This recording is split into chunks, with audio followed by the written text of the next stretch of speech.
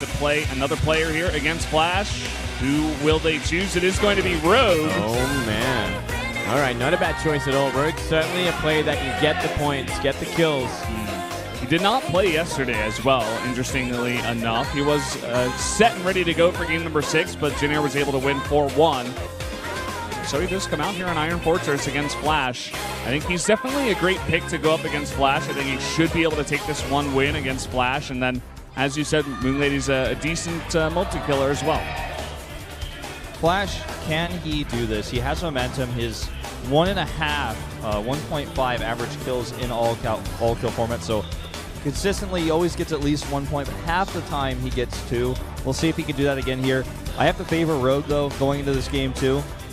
I like his style in the ZVT matchup. And Flash has been focusing on mostly TVT and TVP in recent times. Yeah, and not to mention Flash will be most likely going mech, which is something that Rogue is specialized against. It's actually a great point. Taking a look here, Flash 2-5 in recent times versus Zerg. Rogue is 5-2, it looks like there. Rogue not as consistent as Flash has been in terms of this all-kill format and getting multiple kills. But maybe tonight is his night, you know? Certainly could be. You guys think Flash is going to mech on this map versus such a good anti-mech player? Yeah, man, for sure. I bet on it. Well, let's see how it's going to go down here. Game number 2 on Iron Fortress starting right now.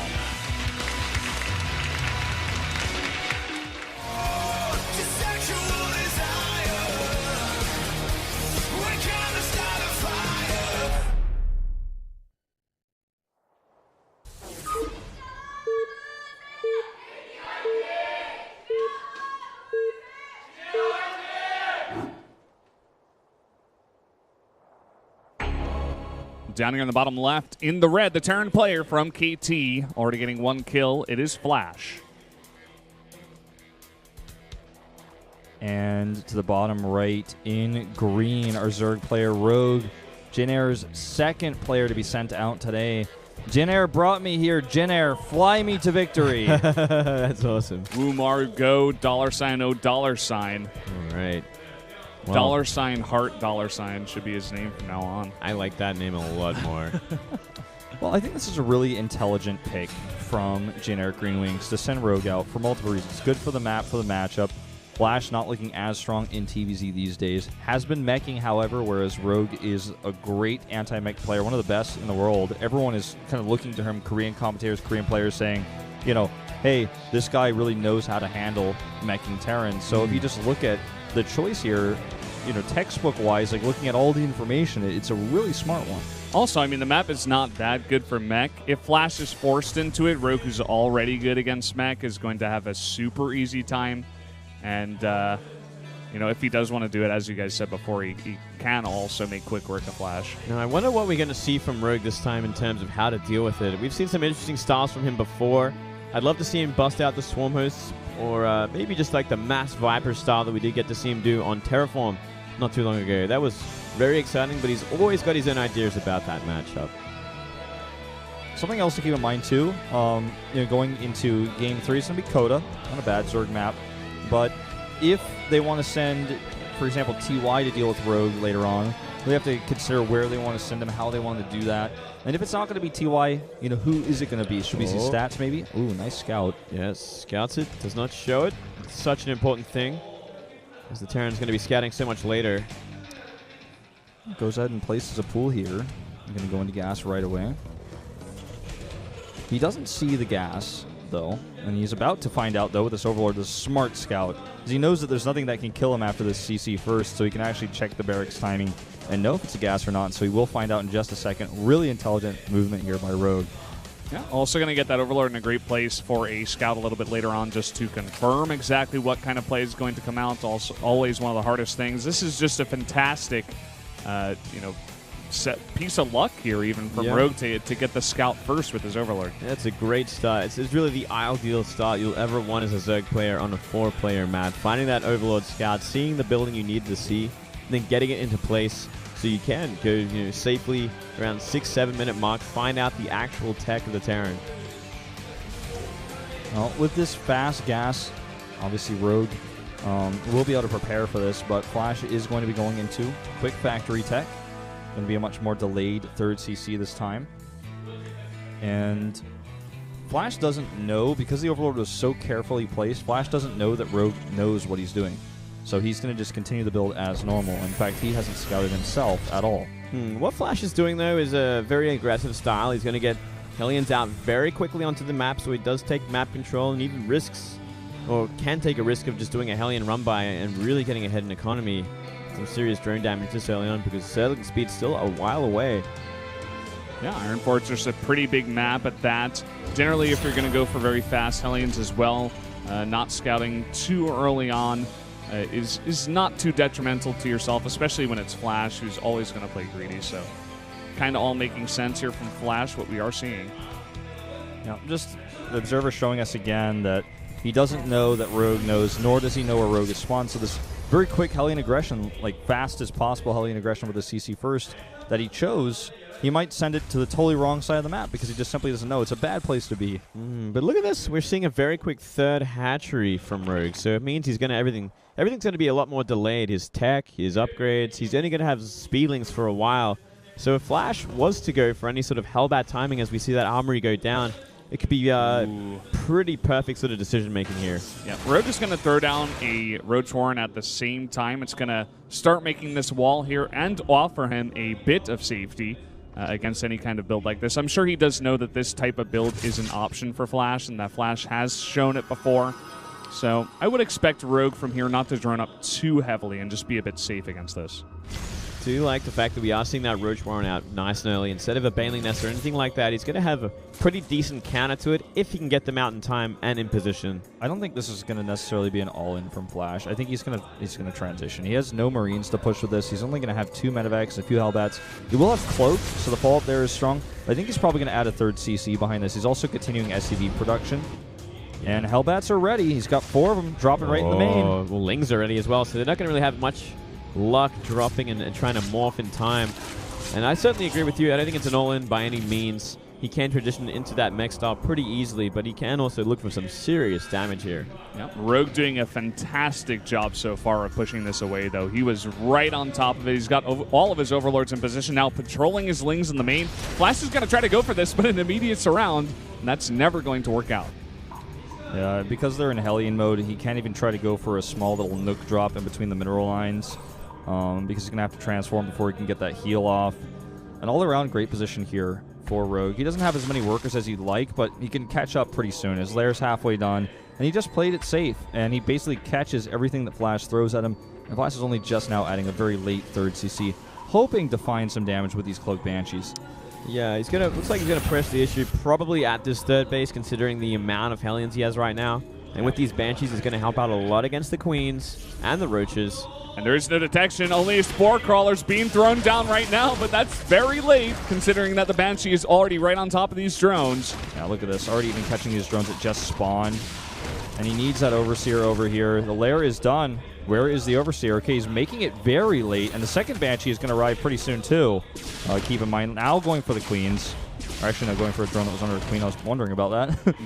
But finding 6 kills already here, and more to come. Yeah, not too bad. The main, every base has a spawn now, though, so it should be able to get shut down without too much more damage. Finally, those Overseers coming in a bit late due to that lair being so late with the third base. He should be pretty safe against this Banshee in the main at the same time. We do see a mech transition back at the base of Flash is also going for the +1. Tons of Hellions also out on the map. I think he's hoping he's going to draw these units away with the Hellbats this time. And then he's going to go for the Harass in the main base meanwhile. So many Hellions now, 14 on the map, just outside of range of that Spore Crawler. Oh, they are morphing into Hellbats now, so I'm going to be looking for the attack here. How many Roaches do we have in place, though? Currently 5 Roaches. 3 Queens. And I guess that's all that needs to be shown for him to turn back. They can be kited pretty easily. Oh, man. Supply depots are down. It's not a huge amount of Lings, but looking for some damage here. Unfortunately, does not get a single kill. Well, 15 more Roaches on the way as well, so either just defending with these this amount or planning to go for a bit of an attack here. Wouldn't be a bad decision considering there's no tanks right now, only Banshees to help out these Hellions. Well, if Flash takes his third base for sure, it's going to be pretty hard for him to actually hold on to that location. I think breaking the natural is a pretty big dream for Rogue because It's a pretty big aspiration, I should say, because he's going to have several Banshees out. He's now making Siege Tanks, so we'll have 2 by the time this hits. He's got so many Hellbats to buffer as well, and even hitting this third base is just... It's a bit tough to make work. The Hellbats just continue to kite back while the Banshees do damage. The Hellbats are going to do so much extra splash. Now he's even got Thors in the mix, and they all have +1. Yeah, it's trading them down there, really whittling the numbers down of the Hellbats, just pushing the issue a little bit while he goes into that Infestus attack, and probably going to Lair from here, Hive. And I wouldn't be surprised if we see a Viper timing to follow this up. Yeah, we've seen it work wonders on this map, especially it is very, very hard to get a good tank spread and defend all your bases. If they're over-defending their third, you can try to break into the natural with a couple of really nice blinding clouds, and the same can be said if they're defending that natural. You go for the third. This fourth base comes up at a fairly late time for Rogue. Getting a macro hatch as well, but already Flash is going to have +2 for his mech army. He's ahead in supply. Rogue does have a decent gas bank, which is part of the reason. And he's probably just saving for those Vipers, getting Hydraless range, getting all the tech pieces.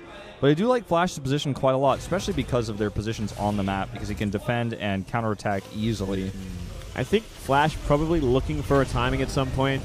Judging by the army he's making, a lot of Thors on the way with Banshees. It's generally that kind of army, that mobile army you want to go for a march onto the Zerg at some point soon. Yeah, we saw this out of Maru as well when he did go up against Rogue in their series. He even did it on Terraform where he didn't necessarily have to go aggressively.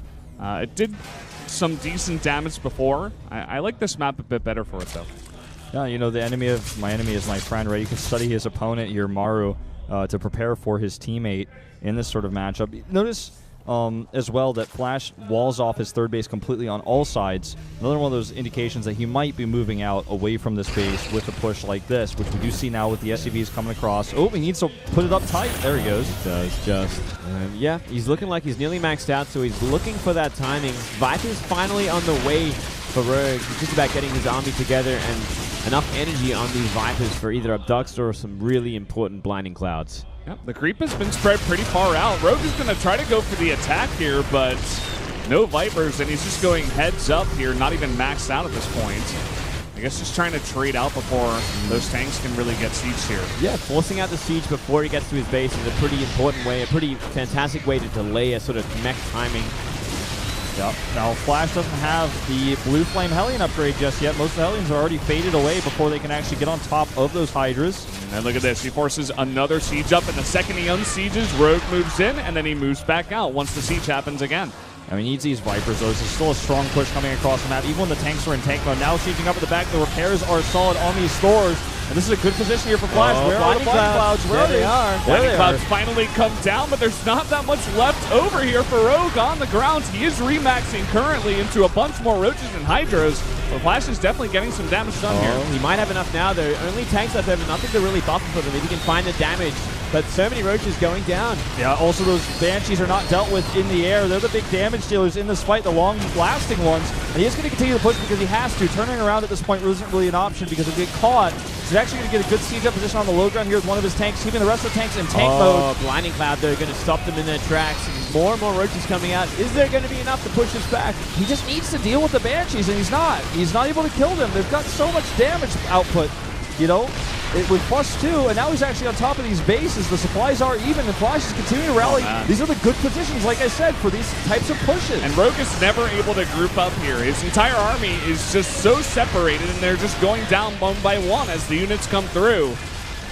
Well, I think that just might be it. There's simply too much damage happening at this point, and more units streaming across the map for Flash. He's got a great place here. He hasn't done the economic damage yet, but he's looking to do it in moments. A couple more Roaches do come in and die instantly. The Vipers were just seconds too late in that first fight, and that's where Flash got enough momentum. The Banshees all stayed alive as the Hydras all fell. 20 kills on one Thor. The repairs were solid as well, and this is just going to be too much here. Flash will get a second kill going into this second series here in day 2. It's a pretty important kill too. Rogue, such a dangerous player, such a dangerous sniper. For him to go out in a game like this is kind of absurd. Yeah. This was Rogue's game to win. I think we all agreed that he was the favorite here, and he is going to go down to a very nicely prepared build out of Flash, bringing some more SCVs across the map to do some more repair. to these mech units that are pretty low. It's just like if you look at the greater picture of this matchup and the choice from the Jin Air coach, it all makes sense. It all lines up. It's just the play that we saw from Rogue today was just it just needed a little bit more refinement. He made way too many roaches that didn't find damage, which delayed his Viper tech, which meant his blinding clouds were literally like 10 seconds too late to change that first fight. He shouldn't have taken that big fight with that blinding cloud. That's pretty much the bottom line. He'd take too many tank hits that he didn't have to. And his army was just too small. It was too close to his base, so he couldn't really survive from a rematch. I suppose just a bit of overconfidence from Rogue. I mean, if he was able to hold that attack, he would have almost definitely won the game. Absolutely. But would have, could have, should have now no longer important here as those Banshees start to do more and more damage. The Thors as well, big story on those repairs, keeping those Thors alive up to 20, 25 kills on some of them. And the Hellbats did adequate tanking. And Rogue just can't even accept it. Look at the camera. Yeah, he's having a hard time. He cannot believe he went down to Flash in this matchup. He's done so much fantastic work in the past. GG. That's going to be it. Flash is going to take 2 wins in a row here and put Jin Air on the huge back foot in this series. Yeah, like Moonglade said, I want to echo the sentiment of Rogue is such a dangerous player, such a dangerous sniper, the perfect pick to deal with a Magnum player. And now Flash has 2 wins under his belt. And the next question is, do they really want to send SOS out here? And Flash has already won that first game in the matchup, Terran vs. Pross. He looked strong yesterday. Most would argue he should have won against Trap yesterday as well. You don't really want to send Maru out in the TBT, I don't think, this early, because then he gets... there's a snipe potential, on Terraform against him. Yeah, but I mean, there's 2 lives left. The next map is Coda, and after that, it's Terraform. I think they're running out of options at this point. I don't think they can wait another game to send out Maru. I think he has to come out now, and they got to save SOS in the pocket for that final game if they need it. Yeah, I mean, the maps that are coming up a bit later in this series, I feel like SOS will have a much easier time on them. Bonnie Research Station and Echo. Cactus Valley is kind of, I mean, he can survive on that one. He can maybe do some kind of Oracle build if he's up against a Terran. He's used that before to his success, but I definitely do think that Maru may be the only option here, just given the maps. Yeah, looking at the maps a little bit closer, I have to agree with you guys. I think he's a more solid choice than SOS at this moment in time. But it just makes him so insanely vulnerable. If they pick him, I guarantee you there are at least 2 players on KT waiting to fight him specifically on each and every map that is available. Yeah, he's in a lot of danger right now. This is a bad place for Jin Air to be. And, well, let's see if Maru can do it. Even against Flash, he might have a hard time. Flash's mech is getting better and better. He also just prepared for a Terran versus Terran group in GSL Kodas. Now, he didn't make it out, but he showed really great games against Gumiho and Innovation. I would actually argue that he was meant to get out of that group, losing that last one on just one slight, second lack of decision-making, I guess I could say.